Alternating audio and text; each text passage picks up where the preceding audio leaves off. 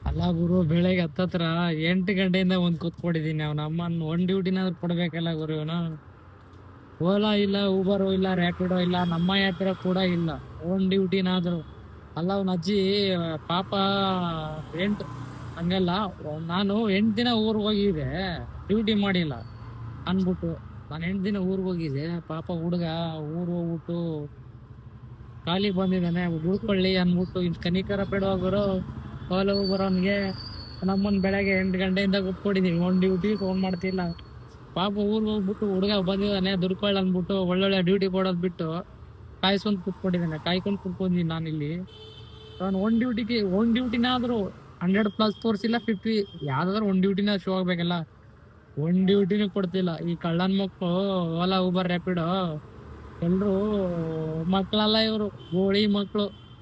ಏನ್ ಮಾಡ್ತಾರ ಈ ಬೋಳಿ ಮಕ್ಳ ಜೊತೆಗೆ ನಾವು ಟೈ ಅಪ್ ಮಾಡ್ಕೊಂಡು ನಾವು ಆಟಗಳನ್ನ ನೋಡ್ಸ್ಕೊಂತ ಇದೀವಿ.